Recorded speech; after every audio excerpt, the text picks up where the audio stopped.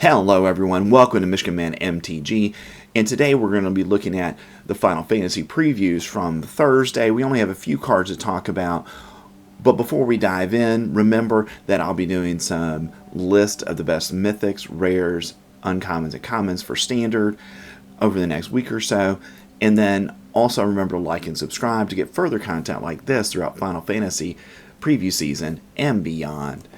And if you're looking for cards from the set, you can check us out on the web at caffeinatedgamers.tcgplayerpro.com.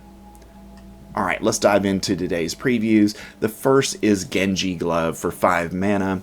You get an artifact, that's an equipment. An equipped creature has double strike, and whenever a equipped creature attacks, if it's the first combat phase of the turn, untap it.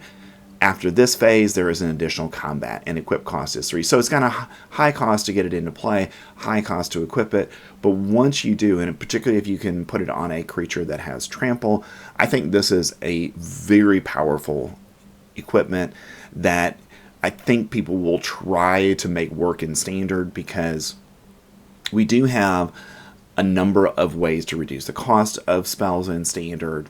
So this, in my mind, is going to be a card that those decks are going to look to, because, you know, basically double striking out of nowhere because you played this and you can attach it, and now your opponent has to either kill Genji Glove,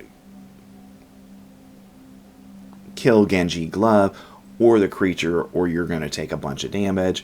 And I think for those reasons, it's Standard playable. Next, we've got Excalibur 2 for a colorless mana. You get a legendary artifact, that's an equipment, and whenever you gain life, put a charge counter on Excalibur 2. Equipped creature gets +1/+1 for each charge counter on Excalibur 2, and the equip cost is 3. So this is a card that I think goes in the life gain decks. And the nice thing about this is it's in essence an Ajani's Pride made on an equipment. And because of that, it's going to keep, putting charge counters on it throughout the course of the game. And then you just put it on something that's got flying, and it should be able to fly over and do a lot of damage on one turn. And because of that, I think this is Standard playable in our life gain decks. And it might even be playable in Pioneer in the Selesnya Angels deck, as a couple copies of it that you can use in that deck, because you know you're going to gain a lot of life there. So I think there's going to be several places for this in Standard and in other formats. Alright, next we've got a summon spell, and we're going to be summoning Brynhildr for 1 and a red mana. You get an enchantment creature that's a Saga Knight and is a 2/1. With Chapter 1, you get Chain, exile the top card of your library. During any turn, you put a lore counter on this saga. You may play that card. So it's going to be around for several turns, which is nice.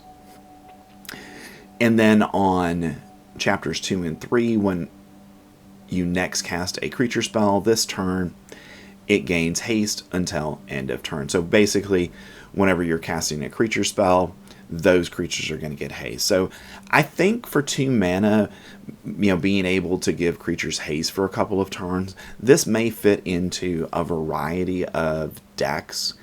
I can even see it maybe in the demon deck, where you play this on turn 2, on turn 3 or 4, you're playing demons, and now those demons have haste. So I think there's a place for this in Standard. It's just going to be the question of where it fits well.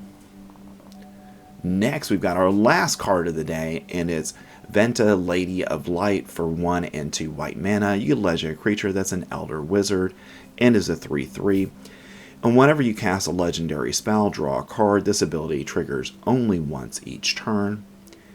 And the Summoner for 7 mana, you can tap her and exile target non-land permanent, transform Venta, and activate only as a sorcery. And the thing is, it says target non-land permanent. So what you're going to be able to do with that 7 mana is get rid of the best thing on your opponent's side and then transform Venat.